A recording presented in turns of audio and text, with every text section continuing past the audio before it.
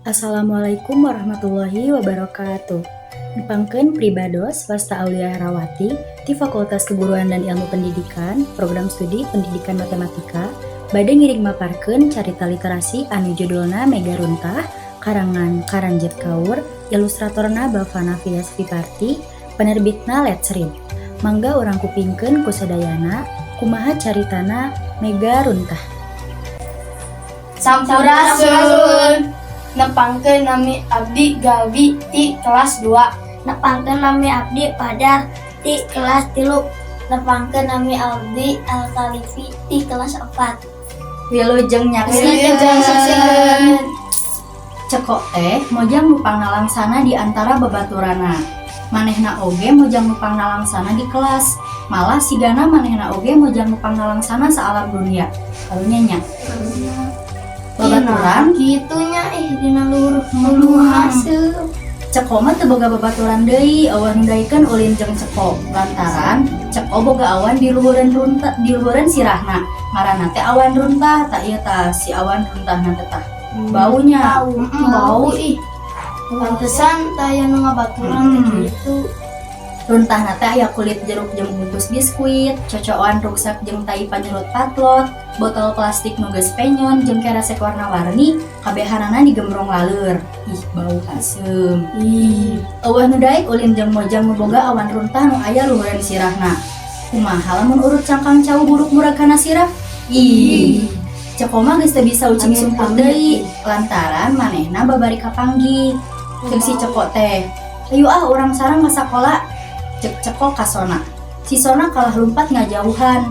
Wios abdi nambut uril, cek ceko ka Suwit. Suwit baeud langsung diuk jeung asa. Ceko ge kudu dahar nyorangan. Ceko kudu namah nurut kana pepatah ninina. Ninena teh sok nyarek micin runtah di mana wae.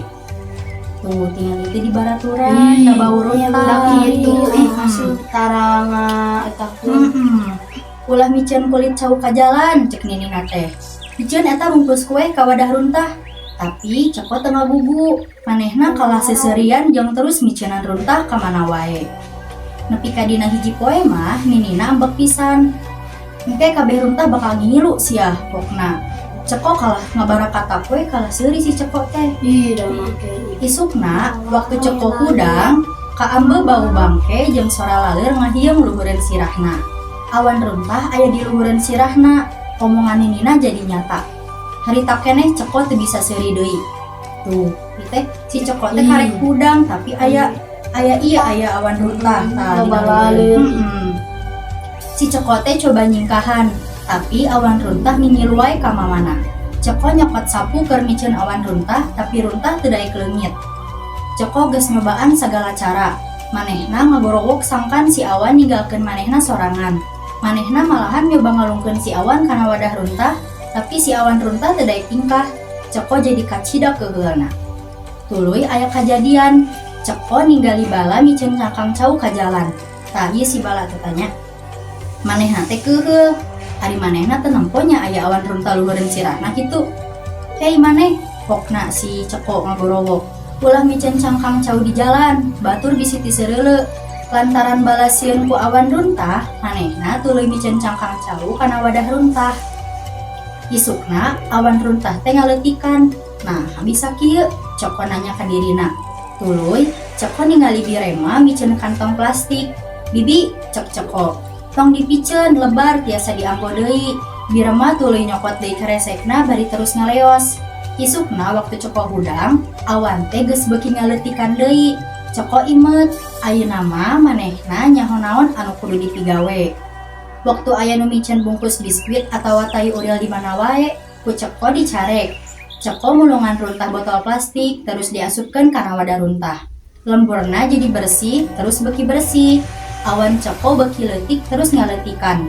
Nepi ka hiji poe eta awan teh leungit kabehanana. Ceko ayeuna mah sigana jadi budak numpang bagjana saalam dunia.